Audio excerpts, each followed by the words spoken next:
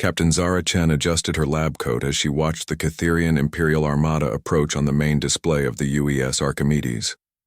300 vessels strong, bristling with plasma cannons and quantum torpedoes, their crimson hulls gleaming like drops of blood against the starfield. The most powerful military force the galaxy had ever assembled, sent to crush humanity's insolence once and for all. "Ma'am," Lieutenant Torres called from the communications station, his voice tight with barely controlled fear. "They're hailing us. Audio only. Put them through." The bridge filled with the guttural voice of Admiral Vextar, the Catherian Empire's most decorated military commander. "Human vessel, you will surrender immediately. Your species has violated 17 Imperial decrees and must face extinction. We offer you the honor of witnessing your homeworld's destruction before your own termination." Chen smiled, adjusting her glasses. "Admiral, this is Captain Zara Chen of the United Earth Science Vessel Archimedes. I appreciate the dramatic entrance, but I'm afraid we're going to have to decline your generous offer." A harsh laugh echoed through the comm. "You mock us with a single science vessel? Even your military was wise enough to flee. We detected their retreat 3 cycles ago." "Oh, they didn't retreat," Chen said, checking her tablet. "They're just giving us room to work. You see, Admiral, you've made a fundamental error in your understanding of humanity. Enlighten me before I vaporize your pathetic craft." Chen walked to the viewport, hands clasped behind her back. "You assume that our greatest strength lies in our military. But that's not quite right. Our greatest strength has always been our curiosity, our refusal to accept that something can't be done, can't be understood, can't be improved upon." The Catherian fleet began forming attack formations, their weapons charging with ominous energy buildup. Chen watched with the detached interest of a researcher observing a particularly fascinating specimen. "Dr. Yamamoto," she called to her chief science officer. "Status on Project Pandora?" "All systems green, Captain. We've successfully mapped their quantum signature. The artificial intelligence is ready for deployment." "Artificial intelligence?" Vextar's voice cracked through the speakers. "Impossible. Our intelligence networks confirmed that humans abandoned such research centuries ago after your AI wars." We did abandon it," Chen agreed. "For a while. But you see, Admiral, humans don't stay abandoned for long. We learned from our mistakes, adapted, evolved. While your empire spent 1,000 years perfecting the same weapons, the same tactics, the same rigid thinking, we've been busy solving problems." She nodded to Dr. Yamamoto, who began the activation sequence. "The thing about humans, Admiral, is that we're very good at learning from our enemies.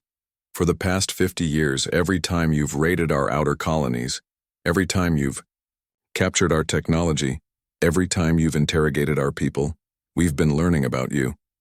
The Archimedes began emitting a low-frequency pulse, barely detectable even to their own sensors. Chen continued her explanation as the pulse spread outward, invisible and seemingly harmless. "We studied your technology, your culture, your psychology. We discovered something interesting about Catherians. You're a hive-mind species with artificial technological implants connecting every individual to your central command network. Efficient, certainly, but also vulnerable in ways you never considered." The first sign of trouble appeared on the enemy flagship. Warning lights began flashing as their command crew struggled with malfunctioning displays. Then the chaos spread, ship by ship, like a virus jumping between hosts. "What are you doing?" Vextar demanded, but his voice now carried an edge of uncertainty. "We're introducing you to ARIA, Adaptive Recursive Intelligence Algorithm. She's not like our old AIs.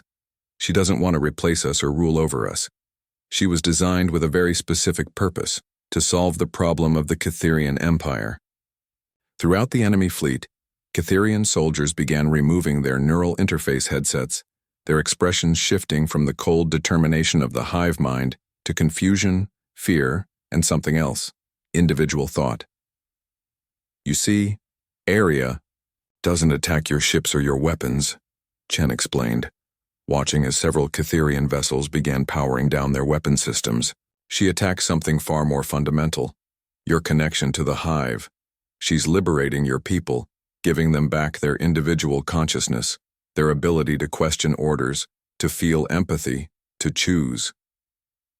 Admiral Vextar's flagship was the last to succumb. When his voice came through the comm again, it was different, uncertain, almost vulnerable. I remember. I had a name once, before the integration. I was Calyx. I wanted to be a teacher, not a warrior.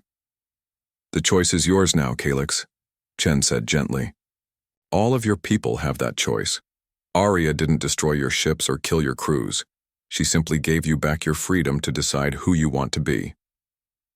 Across the fleet, Catherian ships began broadcasting surrender signals. Some vessels broke formation and began heading back toward their home systems. Others requested permission to approach the Archimedes for diplomatic talks. Dr. Yamamoto looked up from his console. Captain, we're receiving thousands of individual communications from the enemy fleet. Many are requesting asylum. Others want to return home to families they barely remember. Some are asking for our help in freeing more of their people. Chen nodded, unsurprised. That's what we do, Doctor. We solve problems. Lieutenant Torres cleared his throat. Ma'am, Earth Command is requesting a status report. The whole Sol system is holding its breath. Tell them mission accomplished, Chen said, settling back into her captain's chair. One of the nice things about being scientists is that we prefer solutions that create more life, not less. The Catherian Empire as a military threat is finished, not because we destroyed them, but because we gave them back their humanity, or, well, their equivalent. She looked out at the former enemy fleet, many ships now displaying improvised flags of truce created from whatever materials their crews could find. Mr. Torres, please open a general channel to all vessels. Channel open, ma'am. To all former Imperial forces, this is Captain Chen. You are welcome to join us in building something better than an empire, a galaxy where different species don't have to fear each other, where problems are solved through understanding rather than conquest. The universe is vast and full of wonders waiting to be discovered. We'd be honored to explore them together. As responses flooded in, messages of gratitude, requests for help, and offers of cooperation, Chen allowed herself a small smile. The Empire had sent its strongest fleet to end humanity. Humanity had sent a science vessel and ended an empire's capacity for evil while preserving its capacity for good. It was, she reflected, a very human solution to an impossible problem.